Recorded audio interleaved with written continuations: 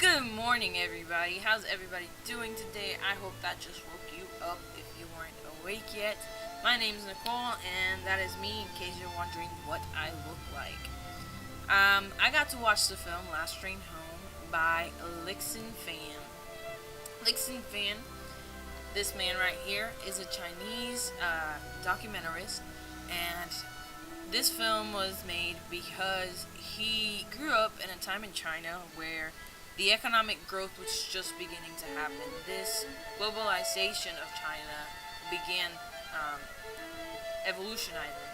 And so, through his travels throughout China, he saw an inequality happening between what we're going to talk about migrant workers and the rest of the country. And so, he decided that he needed to become a filmmaker, and he was inspired to make these people's voices be heard.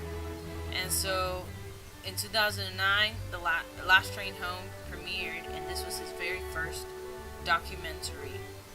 So the facts. These are facts that pop up on the screen in the first 5 to 6 seconds of the movie. Over 130 million migrant workers in China in 2006. I read an article that said that in 2011 there was billions. So this number is growing at a very rapid rate. And these people only get to go home once a year during the Chinese New Year. And it's the world's largest human migration. No one else has so many humans moving from one place to another at the same time. And so this great Chinese migration becomes a problem because it may help economic wealth of the country, but it's having a toll on families and tradition. The movie focuses on a family that's made up of two parents that are both migrant workers, a daughter, a son, and a grandmother. And so the daughter, the son, and the grandmother live in a farm, and they study agriculture, they work in agriculture. And the two kids go to school and study. The parents are in a city far away from home, and in this city they work as with sewing machines, making clothes for foreign companies. And so through this film, we were able to see how hard it was to get to their families, even in this holiday during the Chinese New Year when they get to go home. I remember it was 5 days before, and they didn't have tickets, and it's a 2-day train ride, and they couldn't come home. So this is a map of China, and it's not to scale and it's not perfect, but the family did move. The city is in Guangdong province, and they lived in Xiwan, and it's approximately 7,185 miles between the two, and it takes them 2 days by train. It takes them a boat ride and a bus ride to make it home. And so a little bit of background on the migration.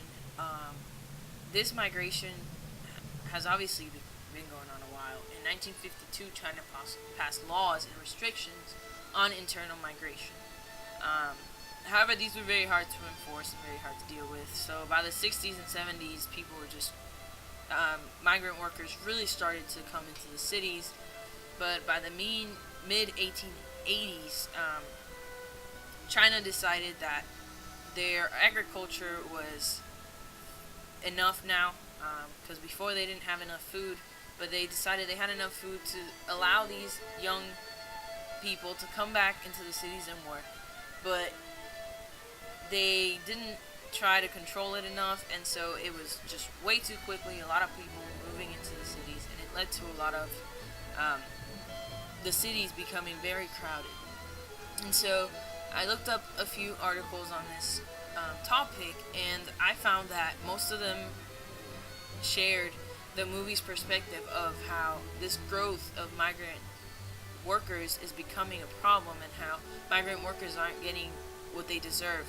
And so there was, however, one website that had an article in which it talked about a vanishing Chinese migrant workers. And I thought this was weird because it's the only article that I was able to find that talked about a vanishing Chinese migration worker. And somebody in the article commented that, oh, there's been a lot of delays with orders and stuff, which is kind of weird, but yeah. So I'm going to talk really quickly about the issue in 3 geographic scales: the local, the state, and the global. Locally, it's hard for these migration workers. I don't know if to look at locally in the cities or locally in the rural areas, but either way, it's a problem. The fact that there's so many workers, migrant workers in the cities, and they can't get on trains, and they're having problems there, yet there's so few people left in the rural areas to work on agriculture. So there's 2 ways to look at this. On the state level, migrant workers have really helped China's economy greatly. They are the basis of China becoming economically big power, and so I guess it's a benefit. But at the same time, there's been so many problems with people getting hurt and people fighting and things coming into play. So globally, China, as we know it now, is a big global power, and this has a lot to do with these migrant workers. Also globally, many of the migrant workers are working for foreign companies. They're working for the Europeans, they're working for the Americans, and so everything kind of connects together. If this migrant force wasn't there, we wouldn't get our products like we do, and maybe it would cost us a little more. But where is the line? Where do we stop these people from coming in? And so it becomes very hard. And so here's my works cited